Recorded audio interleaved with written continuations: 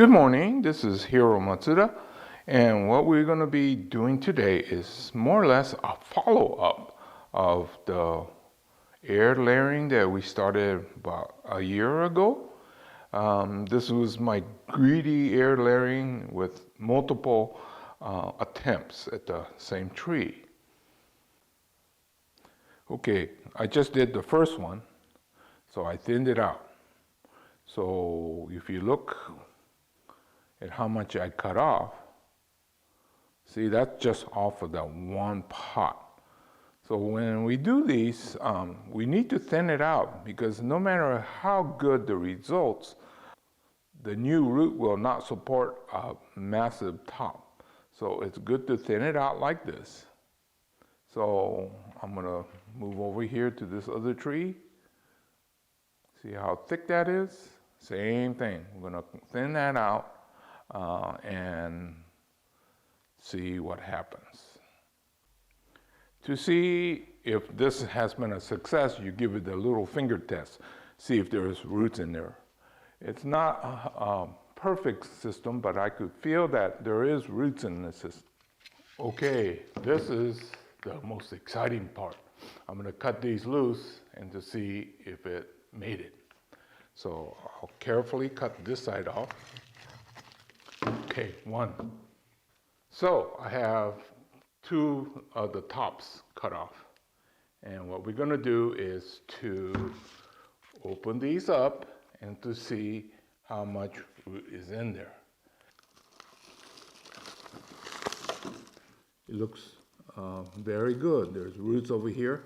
I'll probably need to recut this, but a lot of times it's better to bury this whole thing. That way it stays stable. Okay, so there's plenty of roots in here, but the amount of root that's in here, it will not support the massive top that this had. So that's why one of the reasons we need to do is to remove the foliage so that you don't have that transpirational loss while the roots get well established. Okay, let's check on the progress. I got it thinned out. And as I'm thinning, I'm checking to see if they have rooted. See, it was on top, it got plenty of water, so this is at least a really good one here. So I'll go ahead and pot this up and then probably trim a little bit. Okay, so I just cut, and then as I pull this up, I could feel there's root in here. That's a really good indicator of how well this has rooted.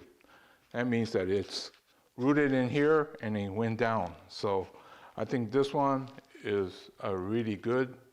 Okay, this comes under the category, what was I thinking? Okay, so there's a pot here so that I could cut and remove. But then I have no mother plant left. And also, even if this was well rooted, it can't support all this. So what to do now? So for this blunder, what I'm going to do is to try to get this to root so that it be smaller. And then perhaps if this is well rooted, if I keep this very thinned out, it might work. And hopefully that if we get new shoots out of here while we're getting this to take, then maybe I can save part of the mother plant. But like I said, this is not a good idea, and I don't know why I did it. But hey, we got to deal with what we have. Okay, on this one, I'm just going to cut off the 3, and I think it should be fine based on how everything else was working today. So I'll go ahead and cut those off and show you the results. Let's kind of backtrack and see what we had to start with.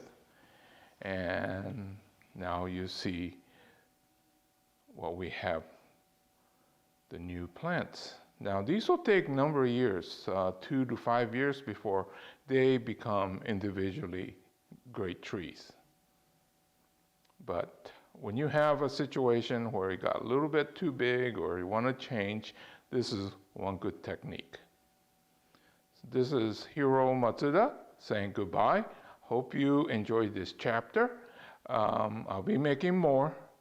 So please stay tuned and keep an eye on my website, masteryo.com.